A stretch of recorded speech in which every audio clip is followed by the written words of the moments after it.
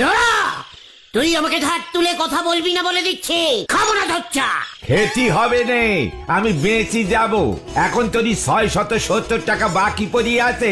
উনি এসেছেন আমার চায়ের দোকানে দোষ ধরতি। লজ্জা লাগে না? চায়ের দোকান খুলেছিস, এক পিস রেডিও ঝুলাতে পারিস না? সব দোকানে সবাই চা খেতে খেতে রেডিওতে হিন্দি সিনেমার গান শোনে, বুঝেছিস? ধারে চা খেলি আর রেডিও শুনতে হবে নে। নড়া, সাবধান, রাগে কিন্তু আমার শরীর কাঁপছে। ঠিক আছে ঠিক আছে, এই শান্তি শান্তি। শরীরে নি ফুটো জোর, গলা উঁচিয়ে কথা বলছি আছেন কোন দুঃখে শুনি? ছুড়ে পাঁচু, আর না, আমি এখানে আর থাকবো না।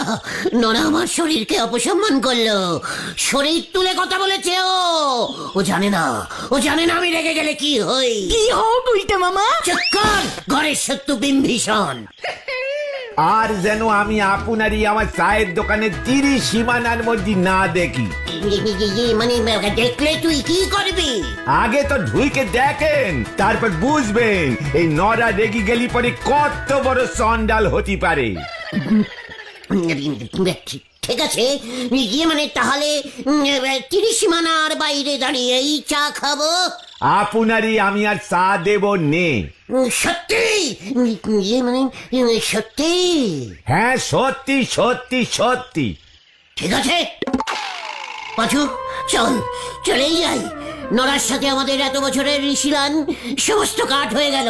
নড়া দেখবি তোর চায়ের দোকানটা একদিন কেমন খা খা করবে। আমাদের কথা মনে হবে তোর। চায়ের বাটিতে তোর চোখের জল পড়ে যাবে, তখন বুঝবি চারিদিকে রুটে যাবে। নড়া চোখের জল দিয়ে চা বানায়, নোনতা চা হবে তোর। হোক নোনতা, তবু আপনারই আমি আর চা দেব নে। আমার দোকানে ঢুকতেই দেব নে। ঠাকুর, ঠাকুর, ঠাকুর, চা দাও, চা। ওই নড়া আমাদের মুখ থেকে চা ছিনিয়ে নিয়েছে। হ্যাঁ হ্যাঁ হ্যাঁ, তুমি বলেন ঠাকুরকেই ডাকো, এই বিপদে ঠাকুরই তোমাকে রক্ষা করবেন গুলটে মামা। ঠাকুর, তুমি কোথায়?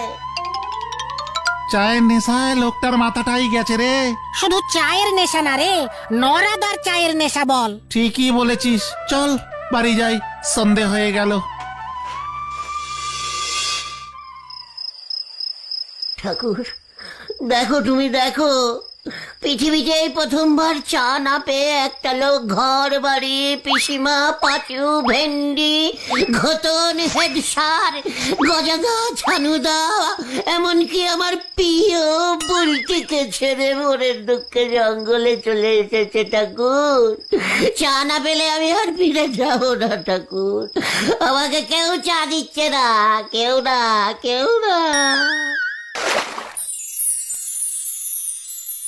গুলটে, এই গুলটে।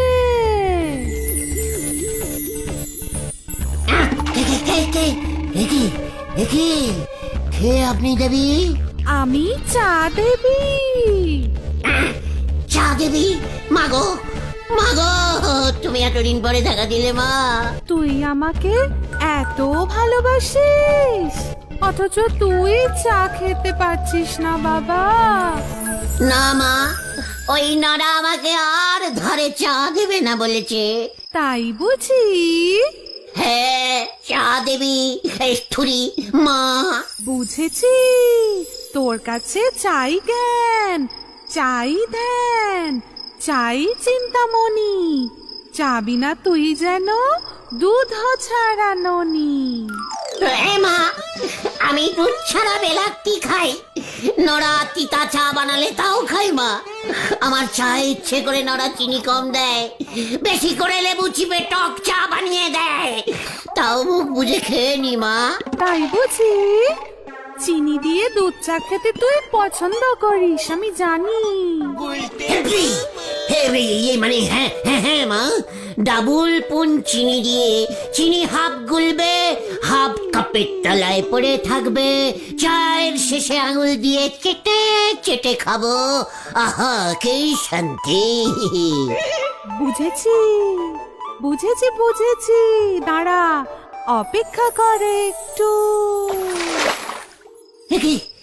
কোথায় চলে গেলে মা? মাগো, ও মা, চা মা, কোথায় গেলে তুমি?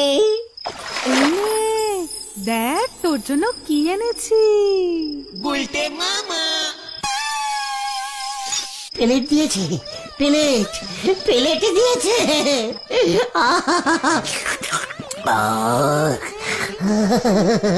কি টেস্ট! এমন চা আমি কোনো জন্মে খাইনি মা। এটা কি চা মা? স্পেশাল মনে হচ্ছে। এটা হলো গুড় চা, খাঁটি নলেন গুড় দিয়ে বানিয়েছি। নলেন গুড়ের চা? ইয়াহু! এমন চা আমি কেন? বাবার চা মানে কেউ কখনো এই চা খায়নি মা আমাদের এই গলতপুরে। যা, এই নলেন গুড়ের চা তুই প্রথম চালু কর গলতপুরে। তোর নাম দিকে দিকে ছড়িয়ে যাবে। চায়ের দোকান দে, উল্টে চায়ের দোকান দে, নিজের দোকানের চা নিজে খা। তবেই ওই অহংকারী নরা বুঝতে পারবে যে কত বড় ভুল করেছে ও। যা যা যা যা বলছি, কাজে লেগে পড় বাবা।